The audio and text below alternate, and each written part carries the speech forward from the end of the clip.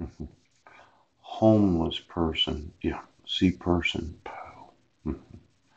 Homeless person. See person. Yeah. You know, as a homeless person, I had a bank account. Yes. And that bank account got a copy of a dissolution of marriage. Yes. And quite possibly got a copy of one of the permanent protection orders or all of them. Yes.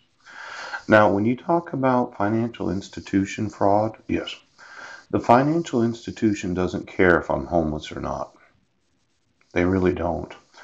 They don't say that as a condition of opening or having a bank account that you have to prove that you're employed. Yes. But it seemed to me that this police department and sheriff's department, they've had this mindset that because you're homeless, right, that it really doesn't matter what we do because he's a homeless man that doesn't have any money. But I would say that when I have the bank account, right, IQ Credit Union, yes, and you issued a dissolution of marriage without any notice to myself, yes, there's a very good probability that some of the signatures are forgeries. Oh, now it's financial institution fraud.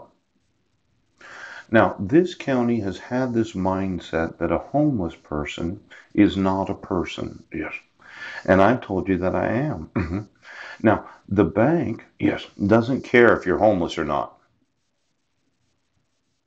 but they do care about fraud.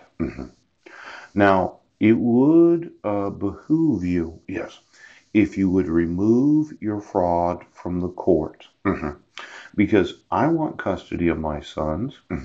Then I want some attorneys to go through the financial institution and ask them, did you get a copy of the dissolution of marriage that garnished the child support? Hmm. And did you get a copy of any of the permanent protection orders that were issued? Yes. Now, do you have a valid state identification from the actual petitioner of the dissolution of marriage and the protection orders? Yes. Are any of the signatures on the court orders forgery? Now, I'm suing you for refusing to acknowledge the requirement of the petitioner's signature on each and every court document, as well as all temporary, yes, and permanent protection orders.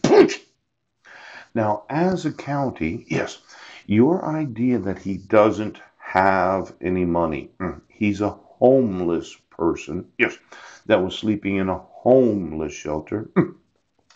But I did actually have $180,000 worth of unsecured debt. I did have a bank account when we moved here. Ouch. And this idea that I'm not going to see the actual signatures on the dissolution of marriage, yes, because you're not going to require the petitioner to serve me after you issued it. Now, if I had seen the signatures, because you obligated the petitioner to serve me, I would have went through the driver's license, the marriage certificate, and any other documentation where I had the actual signature of Heidi Lee Budnick. Could have been the tax return. Yes. And then I would have notified the financial institution of fraud.